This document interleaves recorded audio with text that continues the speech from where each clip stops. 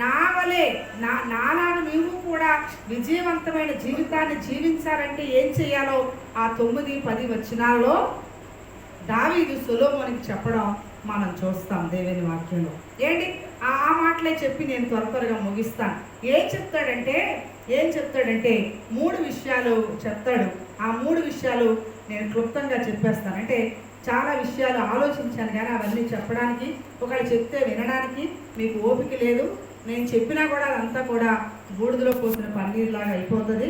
కాబట్టి నేను కట్టే కొట్టే తెచ్చి అన్నట్టు గబగబా నేను చెప్పి మరి యావాలి అంటే నువ్వేం చేయాలో తెలుసా?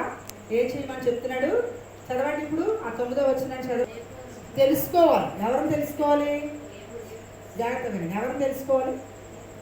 నీవు ఆయనను నేను తెలుసుకున్నాను బాగా, కానీ నువ్వు ఎలాగొచ్చావు? సింపుల్గా వచ్చావు సింహాసనం మీద. నా తర్వాత నువ్వు కూర్చుండిపోతావు. కానీ నేను ఆ సింహాసనం మీద కూర్చోవడానికి పడినంత శ్రమ నీకు లేదు. నీకు యుద్ధాలు లేవు, నీకు శత్రువులు లేరు, నీకు పోరాటాలు లేవు.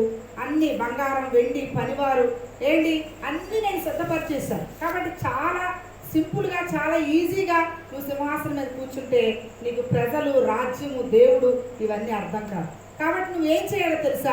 విజయవంతమైన లేకపోతే ఉజ్వల భవిష్యత్తు నువ్వు చూడాలంటే ఫస్ట్ నువ్వేం చేయాలి? నీ దేవుడైన యెహోవా నువ్వేం చేయాలి? తెలుసుకోవాలి. నువ్వు తెలుసుకోవాలి. ఆయన ఫస్ట్ ఏం చేయాలి? నువ్వు తెలుసుకోవాలి. ఎందుకు తెలుసా ఆ మాట చెప్పాడు దావీదు సొలొమోనుకి? ఎందుకు చెప్పాడు తెలుసా? దేవుడి కట ఎవరు దేవుడి కోసం తెలుసుకోవాలనుకుంటారో వాళ్ళ మీద దృష్టి ఉంటుందంట దేవుడికి. అర్థమవుతుందా? ఎవరైతే దేవుడి కొరకు ఇంకా తెలుసుకోవాలి, ఇంకా నేను దేవుడి కొరకు ఏంటి ఉన్నటువంటి ఆ సంగతులు నేను నేర్చుకోవాలి, అసలు ఇంకా దేవుని మాట, దేవుని శక్తి, ఇంకా అసలు దేవుని వాక్యము, ఇంకా అసలు దేవుడు అసలు ఏంటి, మాట ఏంటి, వాక్యం ఏంటని ఎవరైతే తెలుసుకుంటారో వారిని బట్టట దేవుడు ఏం చేస్తాడో తెలుసా? ఇర్మియా గ్రంథం చదవండి ఒకసారి.